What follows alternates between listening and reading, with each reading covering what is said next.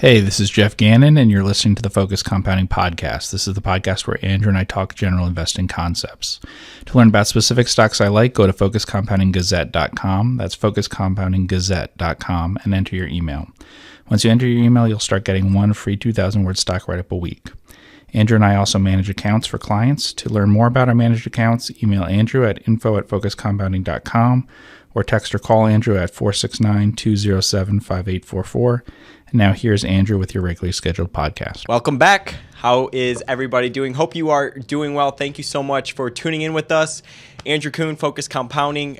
Geoff Gannon, Focus Compounding. How are you doing? I'm doing very well, Andrew. How are you doing? I'm doing great. Hopefully you guys, if you're watching this video, we haven't changed clothing much, right, for the past 3 videos. They've discovered that we record more than one at a time. We record more than one at a time. That is correct. Mm-hmm. I was thinking, should we bring different shirts to change? But no, we're just gonna roll with it. So if you are noticing that, it's because we're normally gonna record either 3 or 4 every time that we meet up. So thank you so much though for tuning in with us, whether you are on the podcast or the YouTube side. Greatly appreciate it. Today we're gonna be talking about something we've never talked about on the show. Do you see that person that's behind me on my window? Charlie? That picture? Yes, I do see Charlie. What's his name? Charlie Munger? That's right, Charlie Munger. So we're going to be talking about the Pari-Mutual system. Okay. And how he always talks about horse betting and how he relates that to investing. Right. So Charlie has said that people should think about the stock market with the Pari-Mutual system, right? And how, and he kind of links it to horse betting, how whenever people go and bet on horses, they just kind of go to the track, they're having fun, they just bet whatever, maybe whatever horse has the best odds. Right. When he says the way that people should bet is should study the horse, study the jockey, wait for the odds to present a favorable opportunity, right, and then you bet. Right. Yeah. And I've also heard other stories about Charlie and other metaphors on how he thinks about things. It's like if he were to go to the grocery store and he liked an item, he would go there every single day, know the item, not buy it until it was on sale. Right. Even if he had to go 200 days in a row, and then finally when it's on sale, he'd be like, okay, now it's a good buy. I'm going to buy it. But he always talks about the metaphor, if you will, when it comes to horse betting. So how do you typically think about that, I guess, when it relates to investing? And when you think about handicapping a stock, because that's a term that everyone uses, I don't know if a lot of people know what it actually means. Okay. So what do you think about handicapping a stock and what it means, I guess? Sure. So the reason why you would think about it in terms of like a horse race, instead of betting on a horse race instead of any other form of gambling, is that you're not betting against the house on a horse race. So a horse race is similar to if a casino was hosting a poker game. You're playing against other players, which is different than, say, blackjack, which might have pretty good odds, pretty close to even odds for someone who knows how to play the game well, using the best strategy that they could against the house, but they're still betting against the house instead of playing against other players. Now, actually, betting horse races tends not to be a good idea because of how big the there's a takeout that they the track takes, which is sometimes very high. It's often probably 15 to 20% or something, I would guess. So it doesn't matter that you might be much better than other players. But in the stock market, people who are even worse than the other people that they're buying and selling from are going to have a slightly positive return. So it's like a horse race, betting at the track, where in fact you're getting a benefit instead of having it being taken out by the track. You're basically getting money even if you're not as good as other players there. So the way to think about it is it's not just deciding which horse is most likely to win, but what the odds are on that and comparing the two. So there's 2 sorts of ways that people would look at a horse race that I think he would talk about, which is either you can start by trying to figure out, is there mispriced odds here? Or you can start by saying, what are the horses that have a realistic chance of winning this race? And then look for the one that you think has decent odds. And we tend to do that second one. So the first thing we do, although we have an approach that we only look at overlooked stocks. Okay. But then once we do that, where we only look at overlooked stocks, what we tend to do is we only look for the businesses that we really like. and then we wait till they're at a low enough price. Yeah. We really don't buy things that are just really cheap. And actually, I was talking to someone recently that way, where he was saying, so, would you buy this thing that's like a value stock but isn't a very good business or something? And it's like an asset type play. And I said, well, no, if I could find a business I liked at a low enough price. But if I couldn't, then I would buy this. Yeah. So I will buy something that the odds seem off on. If I can't find, something that's, using that metaphor, a realistic favorite at good odds. But generally, what you're doing is we're just looking at things that we think are some of the best horses in the race, and then we're only betting when we think that the odds are good enough. We're not really looking at things that we think, as many value investors are, that the odds are just so mispriced, but it's fundamentally not a great business. Yeah. And the way you do that is, and we've talked about it, obviously, is building up a batting order of a bunch of companies that you like, and just wait for the market to come to you. Right? Yeah. So with handicapping, basically what you're doing is there's two ways of looking at it. One is that you could say, given these odds, basically, what is that implying about the probability that this horse will win, basically. Yeah. And that's in fact the kind of approach that we use, because we're often looking at it and saying, how cheap is this? What does that really imply about the future? So we're reversing it. It's not like we're doing a DCF, a discounted cash flow analysis, where we're trying to figure out what a business is worth. Instead, we're saying, let's take the stock price and ask, to have that price, what is that the market assuming about what the future would be? Yeah. So it's like a reverse DCF. Right. Yeah. So like I talked about Farmer Mac before, where to be priced at like a P of 8 or something, that would assume that the company doesn't grow at all for the next 10 years and then reaches a P of 15.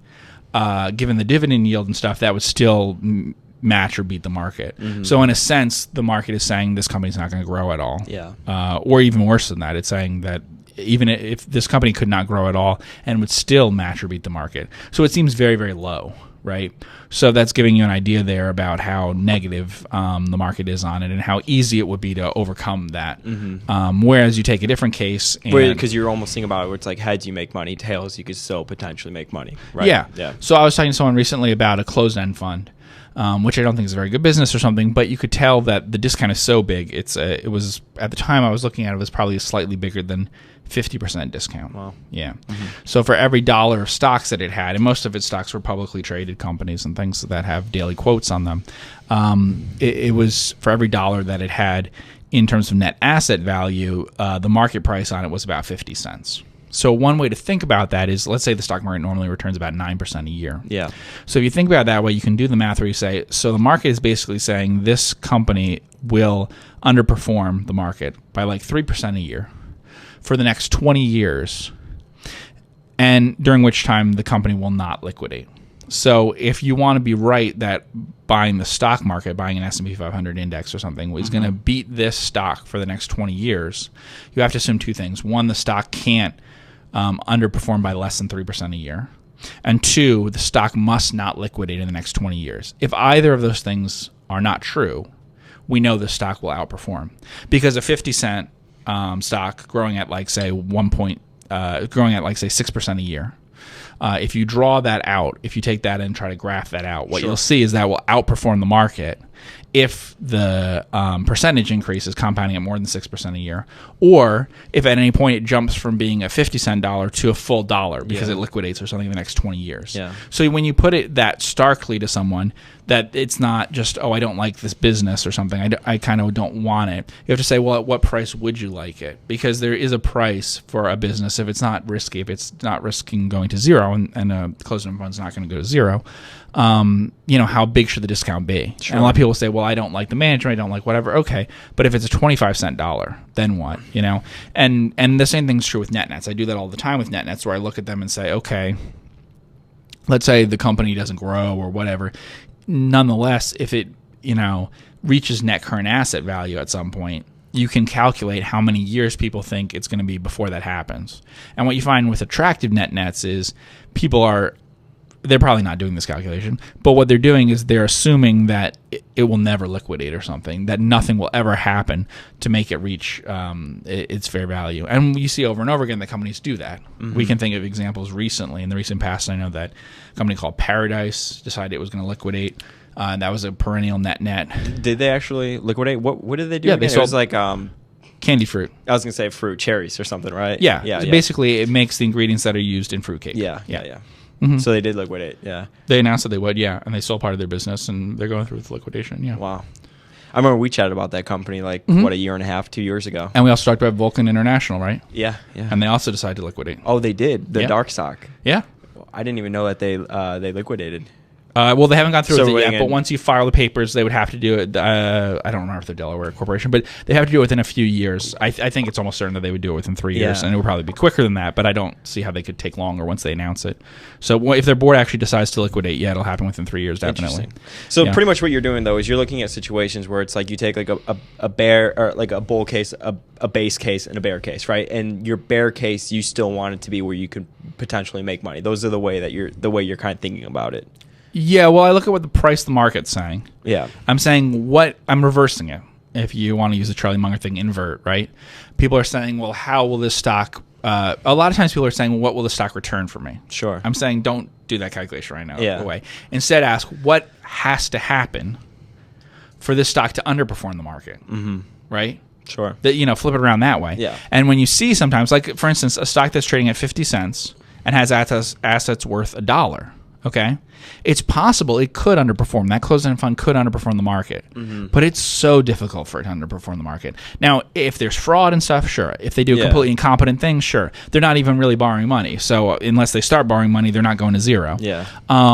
So what do? Well, they can have expenses and things that I was saying could be 3%. In that case, I just said assume 3%. Now you can look and see there are closed-end funds which could have even higher fees if they have really small amounts of assets and things. But this one, it would be hard to see how they could spend more than 3% of their assets all the time. And then something might happen. In that case, that company's bought back stock before, which would cause the gap to close sooner. But so you ask, how long do you think it could be before this could have something happen? And what you're betting on that case, what people are doing by not buying that stock and buying the S&P instead. So every time you buy an S&P index, like a Vanguard or something, instead of buying that closed-end fund, you're making this bet, which is very unlikely to be right.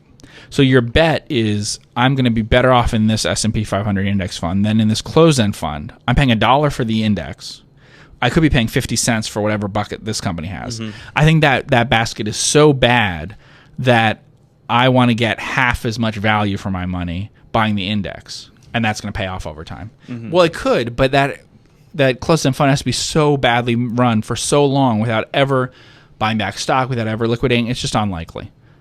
And people make that bet all the time because they don't see a way for that company to get those kinds of returns in a short period of time. But that's like net investing. You do that all the time. I was going to say, so take us maybe through like an example, like net nets, the Japanese net nets. Yeah. How did you think about like that? I calculate how the long probability and everything. I calculate how long you can afford to hold the stock. Okay. That's always how I do it for a net. So explain on that. Okay. What do you mean? Like before the company's insolvent or before what? No. The company's not insolvent. All the net nets I bought are profitable. Yeah, I've never bought and they had no debt, right? Right. Yeah. So I've never bought a non-profitable net. But when you say how long you can hold it, like what are you talking about? Like for an adequate return? Yeah. Okay. So let's say net current asset value compounds at 5% a year. Yeah. Let's say the stock market compounds at 10% a year. Yeah. Draw that out, 5% a year, and I'm getting $2 in assets, $2 in net current assets for every $1 I spend. Yes. So let's take $2. Get out a calculator, multiply by 1.05 to whatever power, to the fifth power to the 10th to the 15th to draw my dots to calculate this out. And then let me take the S&P 500 and say I'm getting $1 value for my $1 today, but I compound it, let's say 10% a year. I don't think the S&P will do better than 10% a year. Yeah. So I draw that and say, well, where do they intersect? Yeah. Right? And I just gave you an example of the closed-end fund. Yeah. That's not you need it to underperform, first of all. And then you need to say that gap won't close for 20 years. Nothing could possibly happen in 20 years that will happen. I mean, think about that for a second. To say that it won't happen in 20 years is the same as saying that there's, like say a 50, it's not exactly the same, but it's close enough for our purposes here, as saying that there's only a 50% chance that something that for each of the next 40 years, right, that this will happen. Because I'm saying that you have to be sure of this, you'd have to be 100% certain that this would not happen in the next 20 years, right? Mm-hmm. If you're wrong and there's like a 3% chance every year that this might happen, that's too high. Already, if there's a 3% chance it might liquidate every year, you've made the wrong bet. And it's very likely that you've made it. In the case of that closed-end fund, I think it's almost certain that people are making the wrong bet by not buying the fund.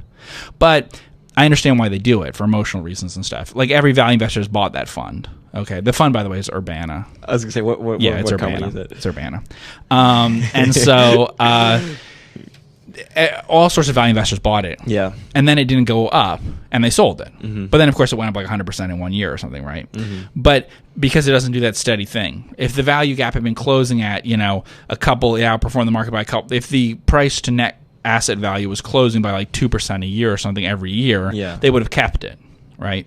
But they didn't, because sometimes the gap widened and all sorts of things. And closed-end funds, this Urbana is not technically a closed-end fund anymore. It changed so that it's not, doesn't actually a closed-end fund, but for purposes of calculations about it, it works exactly the same way. Yeah. And it does have a bunch of reasons why it should be at a discount to the market, right? Like it will underperform the market over time. Okay, but you have to underperform by a very big amount. And that's true for nets. They often will underperform. Like there was another company I was looking at recently. It's on the watch list. It's on the 10 stocks on the watch list. So it's one of those 10 stocks. Mm-hmm. And it owns hotels in much of the world. So it owns hotels. Its biggest cash generating assets are hotels in Vietnam. But it also has hotels in like the US, which are probably its biggest assets. It's listed in Hong Kong. And that company's probably the market price of the company is about 20% to 25% of what the sum of the parts are. So it may greatly underperform. It doesn't pay a very big dividend. It's just a family that runs it, and they may not be interested in ever liquidating or whatever. Mm-hmm. But you're getting $4, let's say, $4 or $5 of assets for in terms of market value for every $1 you're spending. Sure.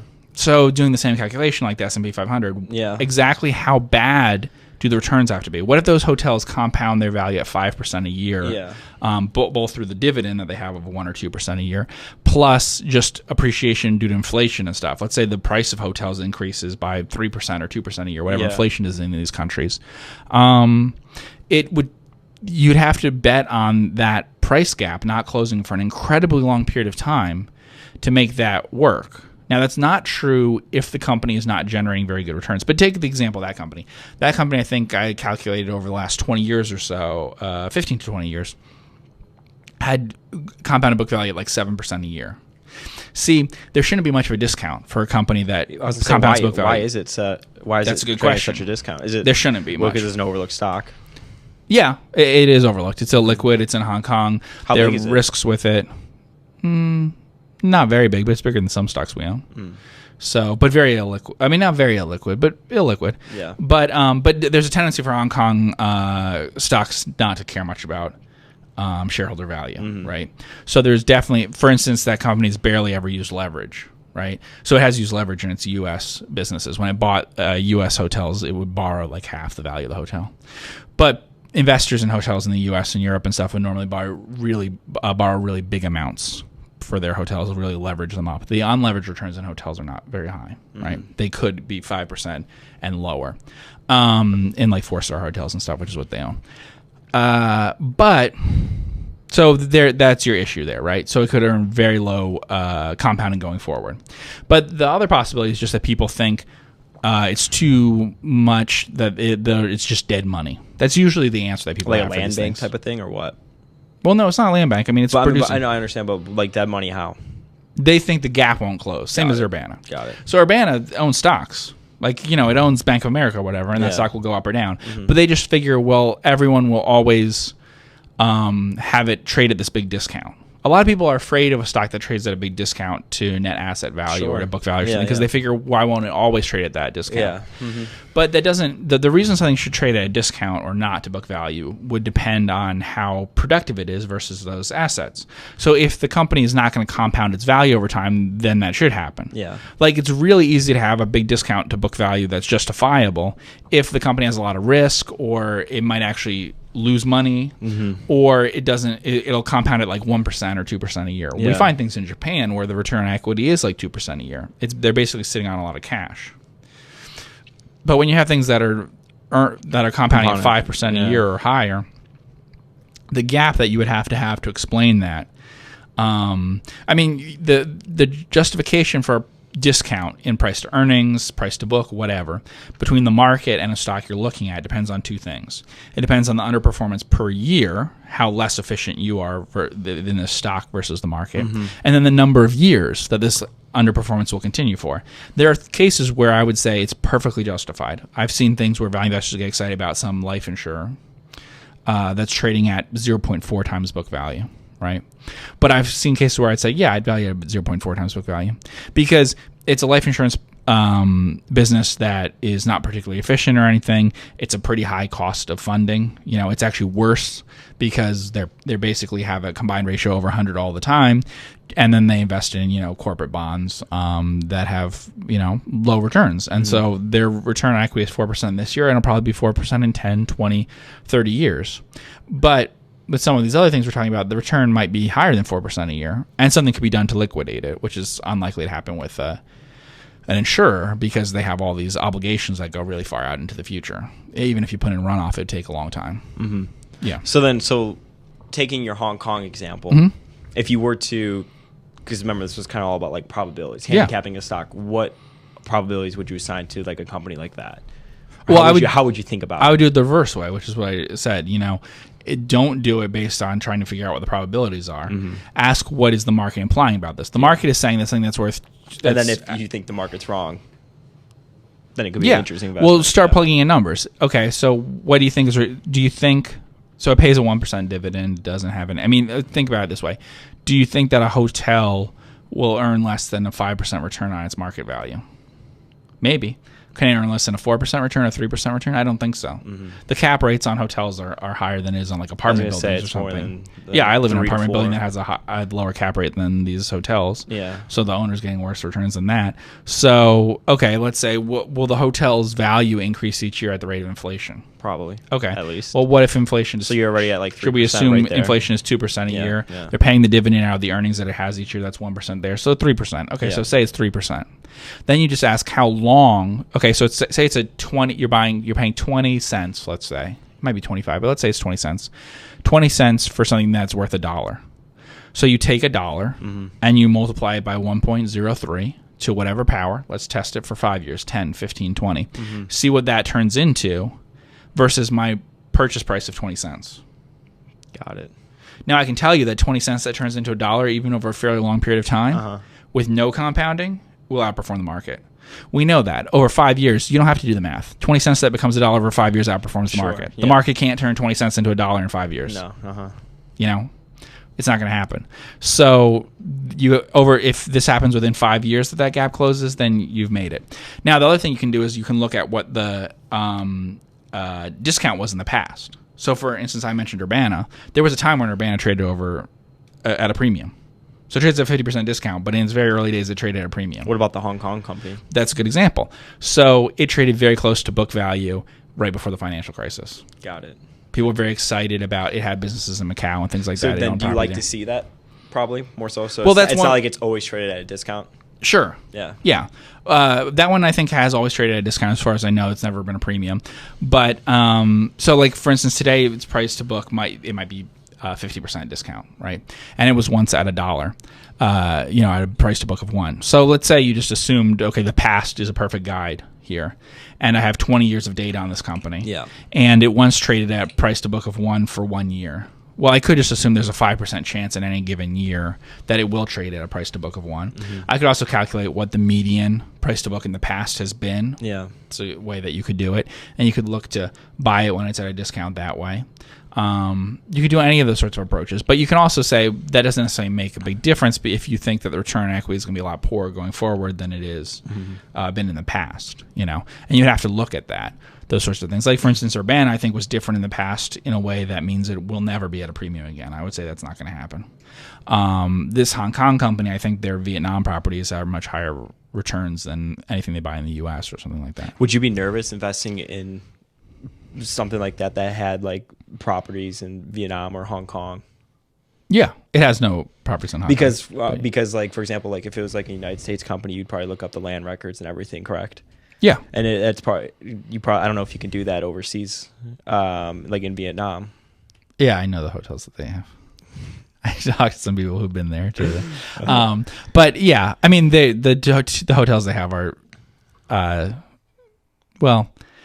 you mean that you could actually see the records here? Yeah. Yeah, that's true that you could see the records. I'm sure that every write-up I've seen values the Vietnam hotels too low, and the Macau ones in my mind too high. So how do you know that though? Because you can read their filings and see how much they're generating in cash. Got it. Okay. Here's the thing: those Vietnam hotels have. So here's the. So deal. what are you doing? Like a reverse? Like I know. Are you talking about like the cap rate? On yes. That? Yes. Yeah. So you're like just thinking. I guess in terms of what the free cash flow is, yes, yeah. You can look and see that most of the cash flow the company's had over the years has been from the Vietnam properties. Now people value the Vietnam properties very low, but here's the deal: the Vietnam properties had, they call them like casinos or whatever, but what they are is electronic gaming rooms. They're slot machines. So they have permission to allow foreign passport holders in Vietnam to play the games there, and in reality, you can't generally in that city have slot machines. So what the company doesn't talk about this. They talk about it. I mean, they mention it a little bit, but mostly they talk about them as if they're just hotels. But I'm not sure those hotels really make much of any return. But they have these slot machines, and it's from those slot machines when everyone else is not everyone, but most all the properties in that city in Vietnam are not allowed to have slot machines. So you sort of have a monopoly on slots, and that's why they have a good return in that. Are they going to get that in the future from other places? No. That was special treatment that they got on that one deal. Yeah, no. In the U.S., they're getting much worse returns on that. They bought something in Manhattan that they'll get a very modest return. They bought something in San Francisco, they'll get a very modest return. They paid very high prices for those. They bought one thing right after the financial crisis, and they get a good return on that. But they did or not? They will. Oh, they will. I mean, I think they have since then, but just because they paid a really low price. Yeah, sure. But in normal times, you don't get very good returns on buying hotels that way. But you have to think about this. What is think about what the yields are on 30-year U.S. Treasuries. Like nothing. Okay. Yeah. If someone was offering you a basket of U.S. Treasuries at probably 75 or 80% discount to what you could sell them for, people would buy them. Sure. But they would buy them because you can immediately liquidate them. That's why they would do it. Yeah. But you have to think that actually these properties will return more than those bonds. So the only reason why you're not saying I should buy this is because I can't liquidate it. I have to look at the market to give me my return. Sure. But if someone is going to make a decent return on this, okay, eventually either you're going to sell out. What's very possible is you will buy it today and you'll hold it for 5 years and it won't go up. Like I said, these value investors had the experience with Urbana. And then you'll sell to someone else. But that person will get the big return. Yeah. Because the assets over time, if you calculate what the cash flows are going to be on them, are going to be much better than on those bonds. Sure. So it's something that people have to keep in mind, that whenever valuing these assets, you always want to look at it in terms of what is the market implying that the returns will be on this asset if I hold it for the really long term. People always get like, what can I sell it for, is what they're thinking. Sure. And if you get too much into that thinking, then you'll never buy anything that's trading at a big discount. You'll only buy things that have historically gone up a lot in price. So you're buying things that you think, okay, because it once traded at a premium or something, I can buy it. And otherwise, you're just trying to flip it back at a higher price instead of looking at the underlying asset. Well, it's kind of like like one of the things on our 5 things we look for, the boxes that need to be checked for us to invest in a company, is we like to see growth of free cash flow greater than 10% per year, right? Right, growth plus free cash flow. Yeah. So the free cash flow yield. So what we're looking for always. So you just know that the underlying business itself is growing. Absolutely. Yeah. And the only way to make money without doing that, to outperform the market without doing what we just said we look for is to do what I'm talking about here. Yeah. Which is buying things at deep discounts. Just flipping it. Yeah. But you don't have to flip those things. I mean, you can buy those things and hold them for a very long time. Mm-hmm. If you're buying a discount of 50% or more. Oh, sure. Yeah. And they're growing.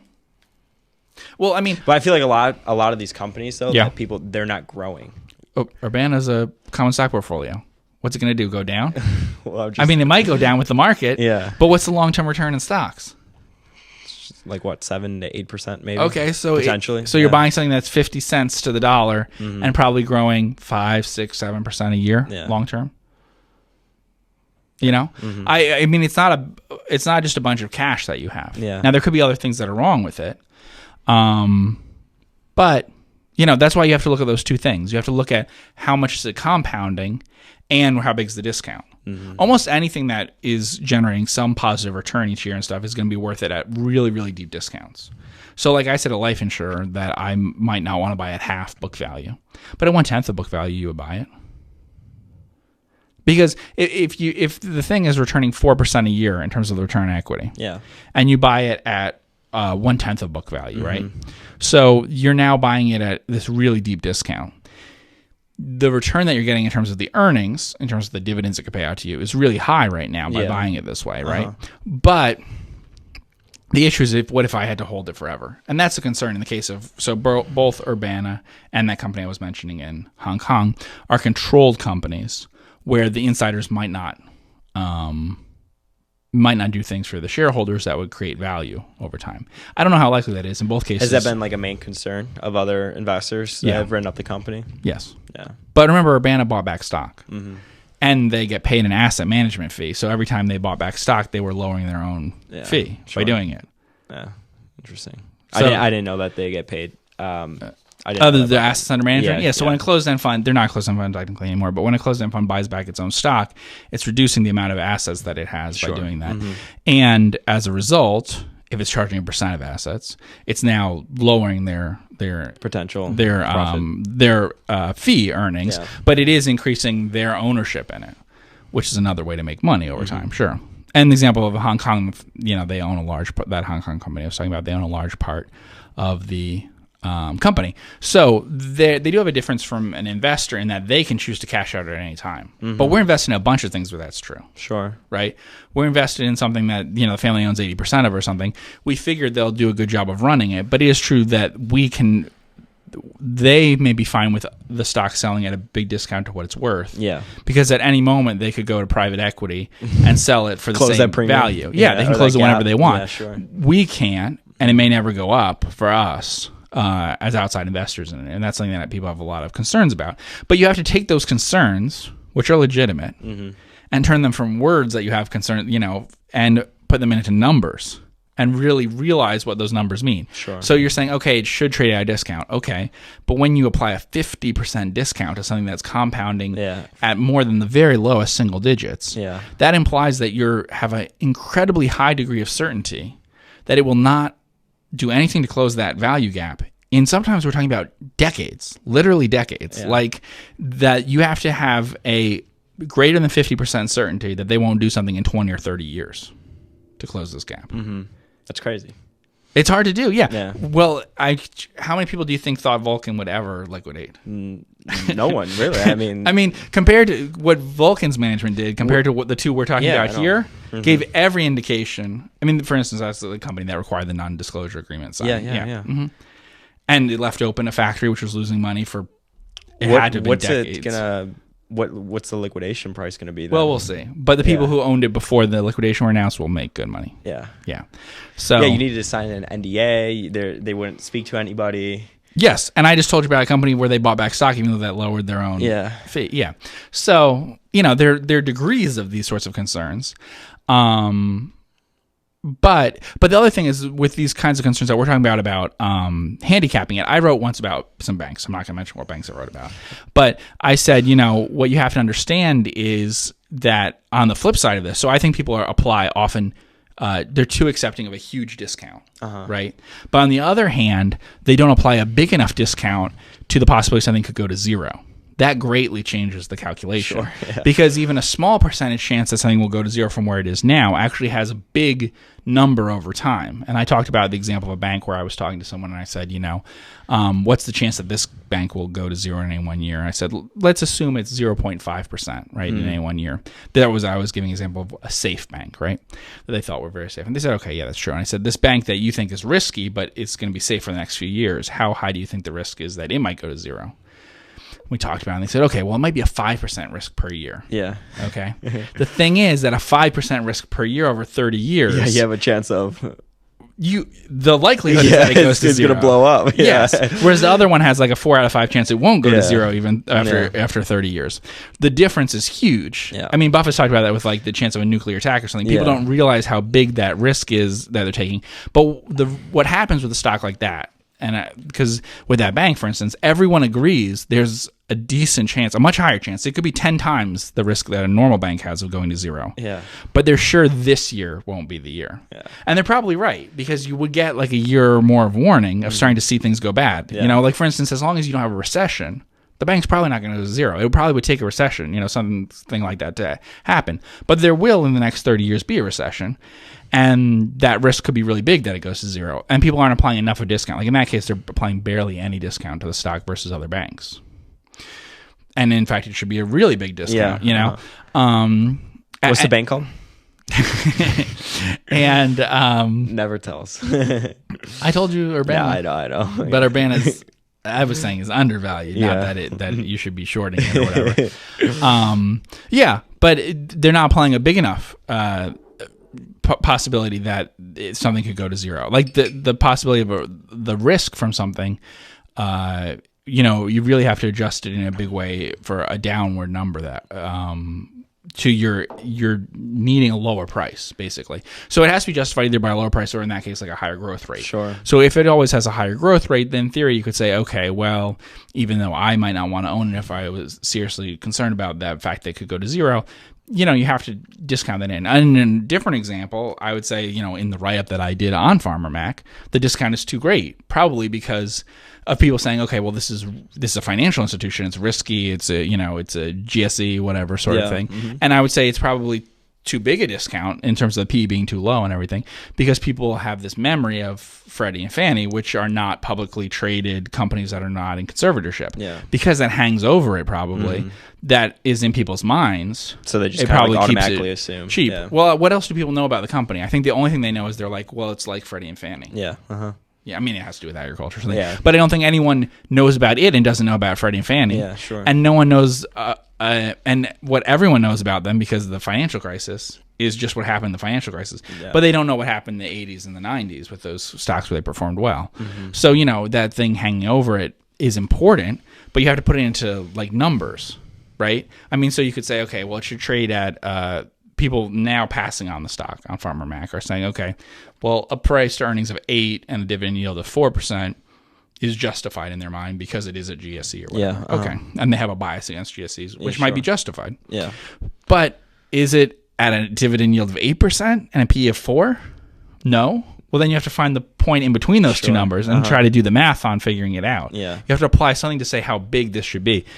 And it doesn't mean you have to calculate an exact value for something, but this is what we're talking about, handicapping. You have to try to turn that into numbers with things and not just say, oh, well... It's trading too cheap, yeah.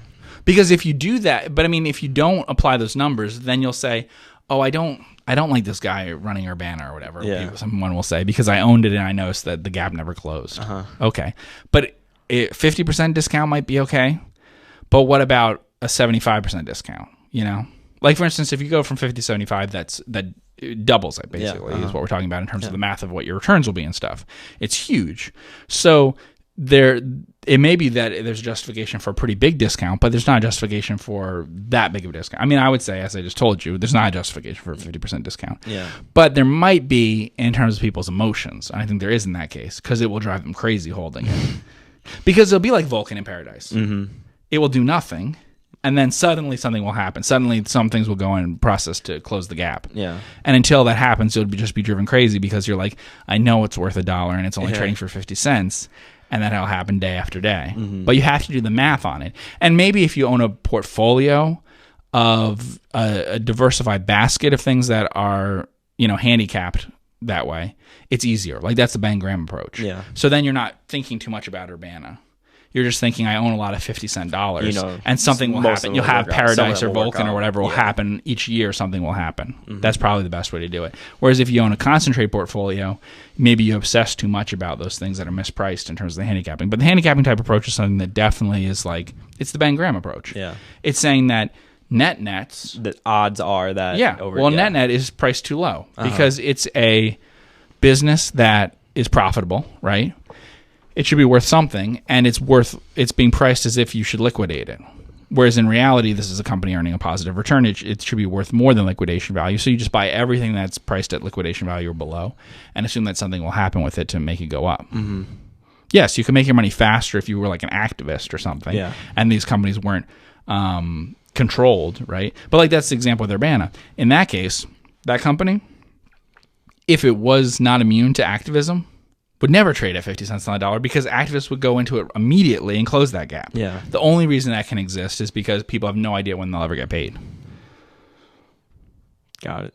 Yeah. But like for instance, you don't know. I mean, eventually they might sell out things in any of these cases. I'm telling you that no one ever talked about anything until Paradise announced it and until Vulcan announced it. I heard nothing from people that it was about to happen. No. There was no information about it. And then, it happened. Yeah. And then it closes. And so what's Paradise going to liquidate at? Like how much are do well. It'll make money. It's my guess. It didn't get a very high price for the what's the market cap on that company? It's like what, 15? It's very small, isn't it? I don't know if it's 20 or 30 million right now. On Paradise? Yeah. Yeah, probably in that range of 20 or 30 million, I would guess. Before it announced it was going to liquidate, it would have been in the teens probably in terms of millions, maybe. Let's see. My internet's messing up here. 19 million. 19.6 million. 19.6 million. Yeah. Do you know what the stock price is? $37. Okay. Yeah. $37. So what do you see what the return has been in the last year or whatever? Let's see here. It was at $13 million market cap, and now it's at $19 million. For some reason, Y charts is being really weird. Yeah. So only went up 50% or so. Yeah. There'll still be some time before. That company's been around for a very long time, right? Isn't it a family-ran company? As far as I know, it's only lost money 1 year in the last 50 years or so. Mm-hmm. But the company that's buying the fruit business is, I believe, only buying the fruit business, which means there's also a plastics business, and then they also own land in the area. Although it's sort of like just industrial level land, it's not great. Although I did look at what the value of some of it is. Yeah. So the low in the past year was $26 a share, and now it's at $37. Yeah, and I haven't checked it right now, but I don't think that it's trading at some premium to the liquidation value likely. So, interesting. Yeah, but no one expected that to happen. Yeah. I mean, I talked about it when I was writing things up for Guru Focus 5 or 6 years ago or 7 years ago. Mm-hmm. And, people had always talked about the possibility that it might liquidate. In that case, the company had said something about we might make an acquisition or we might sell the company, all those things. In that case, I'm pretty sure it's because of the age of the people involved, which, that's... it makes sense. Yeah, but that's also a reason why sometimes things you shouldn't assume nothing will liquidate in 20 years. Yeah. because like in the Urbana case, he has a son. Yeah. So maybe the son takes over and it won't liquidate even in 40 years or something. But... eventually, when you start making calculations that, okay, this gap won't close even after 20 years, well, entire generations die out. Yeah. Things happen with families and with the owners and stuff that could, create, realizing that value. Liquidity events, yeah. Yeah. But so you do that calculation, and if you say, oh, I could only afford to hold this net for 5 years before I'd be better off in a higher quality company, then don't do it. Don't buy that net. Mm-hmm. But if you do the calculation and you say, well, I can afford to get stuck in this net for 10 or more years, I'd say 10 years is a very good time to look at it. If you can afford to be stuck in a business for 10 years, and, if in year 11 that gap closes and you'll have done better in that company owning it for 11 years than you would have done in the S&P 500, then buy that, because usually the gap will close faster than you might think. Yeah, then they'll only increase your return. Yeah, if you're making these kinds of assumptions. Yeah. Now, most people I see doing this are always looking for the quick for the quick buck. Yeah, they're always thinking that something will happen faster that will get me to realize this and I'll have this really amazing return. Yeah. Or instead, you should be assuming, what if I had to own this for a really, really long period of time? And the things that help out with that are a huge discount, right? Mm-hmm. And the other thing is the continual growth. The business is still growing. The underlying business. Yeah. So it's not like you're just missing, even if you hold during those 10 years, and like, for example, your example, right? It's paying a 1% dividend, 2% inflation rate, and it's growing. Book value is growing by what, 5%? Yeah. Yeah. So, I mean, like, I bought Frost and people said, oh, well, it's just a bet on higher interest rates, which is true when the Fed funds was at 0.25%. It was true in the sense that you might not outperform the market unless rates went up. Yeah. But you should get a return similar to the market if rates stayed the same. Yeah. Because you're paying about 13 times earnings for a bank at those interest rates. And then it was going to earn more if it didn't. The same exact calculation is what we did with Progressive. We basically said, if you buy this and interest rates never go up, you're going to do as well in Progressive as the S&P 500. Yeah. But if you buy this and then rates go up, Progressive is going to far outperform the S&P 500. So that's, the heads I win, tails I don't lose that much or whatever. Yeah. But it's a good way to think about it, though. I agree. Yeah, well, that's what the assumption I have to do. I mean, what I was saying about Progressive and Frost in that case is the market is basically pricing it, though it really was at that time with banks and insurers too. And this was only, 3 or 4 years ago. The market was really pricing in that rates will stay at close to zero forever. Mm-hmm. It wasn't pricing that into other parts of the financial system, but it was with actual bank stocks. Mm-hmm. It was saying they should trade at a P of 15 or less on today's earnings, and we know that they'll earn more on higher interest rates. When really their P should have been especially high, because you knew that at some point rates would go up. Yeah. Mm-hmm. When they're abnormally low. It's like if you had an oil company or something, they should have a really high P in a year when oil's really cheap. Because at some point oil will be more expensive. Yeah. And that's the way it should have been with those banks that way. And that's how you have to look at it that way. Well, it's kind of like with one of the companies we bought for the managed accounts with the new tax law. Yeah. So that's a good example with the tax law, is that we basically knew that the PE would be lower in the future because it was being taxed at 30% a year, and we knew that it would go down to the 20s after that. Yeah, and it wasn't reflecting in the current price. Yeah, and that's something with like overlooked stocks that happen a lot more often. But it can also happen with cyclical things. Yeah, so if something's exceptionally high priced, then you can see whether the market's pricing that in. I mean, I also did that with oil, things that had to do with oil. I wrote up some companies that had to do with like I wrote up Carnival, for instance, Carnival Cruise Lines. And I was saying that basically the market was saying like the price was appropriate at the level it was, which was like a normal PE. But that was a normal PE on record high oil prices. The same thing actually happened with Hanes Brands. There was a year, this is even, people know about oil stuff, but what a lot of people may not know is that in the past decade or so, there had been a very high price for cotton at one point. And so companies that make like underwear and stuff obviously are using almost all cotton for everything. And as a result, they may earn a lot less in those years. Their PE should become incredibly high in those years because their actual normal level will be that it goes down a lot. Yeah. So what you want to look at is things like that. Like, for instance, the handicapping thing. If you look at that, you don't ever want to say, okay, there's record high cotton prices, record high oil prices, record low interest rates, and the market is assuming that will continue. Don't assume that record high, record low will continue. Sure. Always assume that won't continue. Yeah, sure. So look for situations like that. And people will tell you, well, but this is appropriate PE or something, right? So like it's an appropriate PE, but if the input is cotton and cotton's really expensive, then it should trade a really high PE. Or if you're putting out money, in the case of banks, then, when money only yields 0.25% or whatever, then that's a lot. That in the future loans that they make are going to have higher yields than what they can lend them out for now.